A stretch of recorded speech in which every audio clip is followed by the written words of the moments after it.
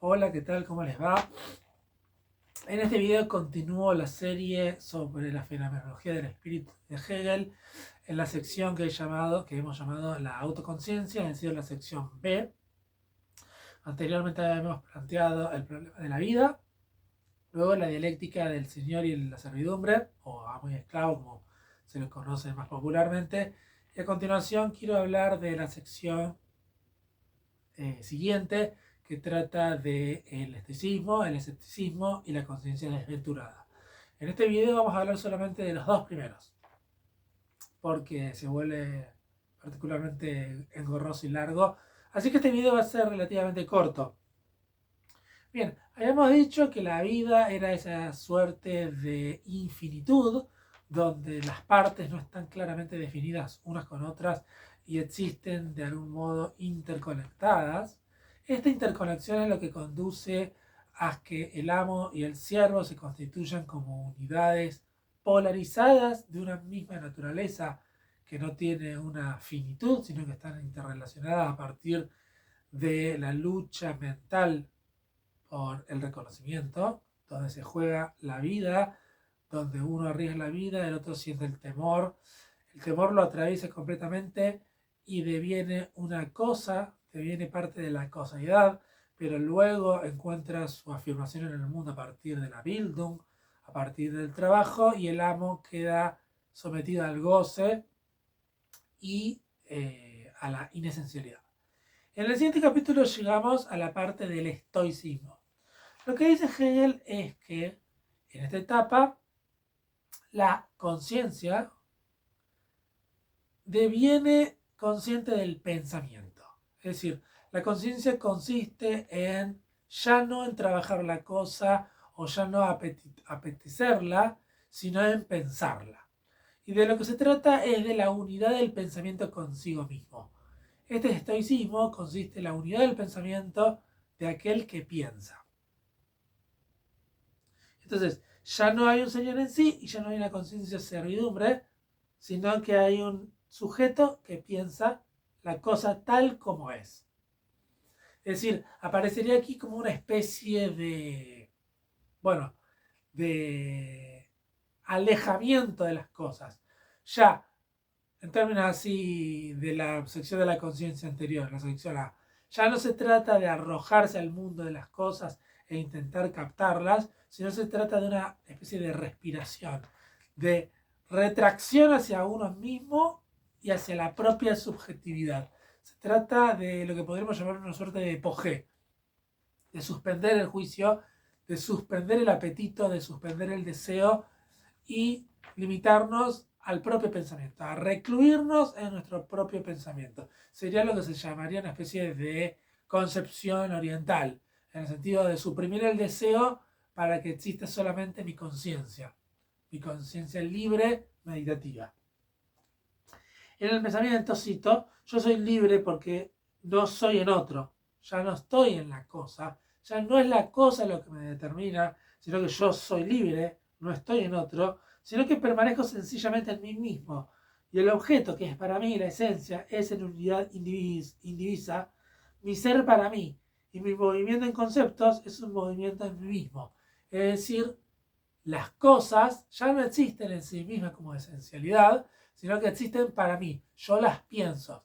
Las cosas existen como conceptos, como representaciones. Hay un yo que conoce. Esto es el estoicismo. Algo es verdadero si la conciencia se coloca frente a ella como conciencia pensante. Es decir, en el estoicismo se funden señoría y servidumbre. Ya no hay una distinción estratimental o social entre el siervo y la servidumbre, sino que se trata de ser libre tanto en el trono como en las cadenas. No importa cuál sea mi situación económica, social, real en el mundo, se trata de cómo yo pienso con respecto a las cosas. Entonces, el yo lleva en él el ser del otro. Se trata de mi pensamiento. No importa cómo las cosas son en sí mismas, importan cómo son para mí. Pero bueno, claramente, en este momento ya dialécticamente nos estamos colocando en el fin del estoicismo. Si no importa cómo son las cosas para mí, o cómo son para mí, cómo son las cosas en sí, sino cómo son para mí, bueno, lógicamente nos colocamos en el terreno de la duda.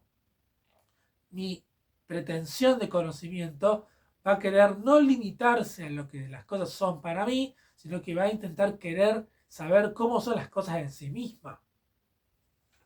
Cuando haga esto, va a dejar de ser conciencia estoica y se va a convertir en conciencia escéptica.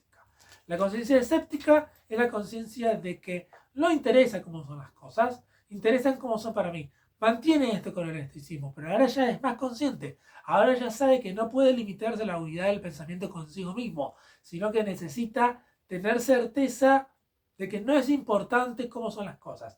Este escepticismo es una radical renuncia del mundo. El mundo no importa, entonces yo me permito dudar del mundo hasta tal punto que lo que importa es la duda misma. Con la reflexión de la autoconciencia, no solo de lo de la infinitud, pero en el escepticismo, el otro dado de la verdad se vuelve conjetura, inesencial y falta de independencia. La autoconciencia deviene negatividad. Es decir, el otro aparece como un ser conjetural, el otro como el prójimo, pero el otro también como cosa. Las cosas y el prójimo aparecen como seres conjetural. Lo único que importa es la certeza subjetiva que yo tengo de las cosas. Fijémonos que hemos retrocedido. O sea, dialécticamente lo hemos superado en términos de Dufay, pero hemos retrocedido. Porque antes, cuando éramos seres de la vida, solamente teníamos certeza subjetiva de nuestro deseo, que necesitábamos el deseo del otro para afirmarnos en el mundo. Ahora regresamos a esa misma etapa, donde no interesa cómo son las cosas, interesa mi propia duda. Ahora ya no se trata de una conciencia apetitiva que desea dominar las cosas mediante la supresión, ya sea comiéndola o ya sea adquiriendo el reconocimiento del otro. Ahora se trata de la unidad del pensamiento. Y en la unidad del pensamiento hemos vuelto a la misma etapa anterior. En esta etapa solamente existe nuestro pensamiento en sí mismo. Entonces, el estoicismo el concepto es la conciencia independiente. En el escepticismo es la realización de la conciencia. Piensa la apetencia y el trabajo como cosas que desaparecen. Es decir, uno se vuelve un ser contemplativo, meditativo, abstraído del mundo, se vuelve un sabio helenístico, se vuelve un filósofo. Entonces, claro, esta autoconciencia escéptica niega la certeza sensible, niega la percepción, niega el entendimiento, incluso niega el señorío y la servidumbre.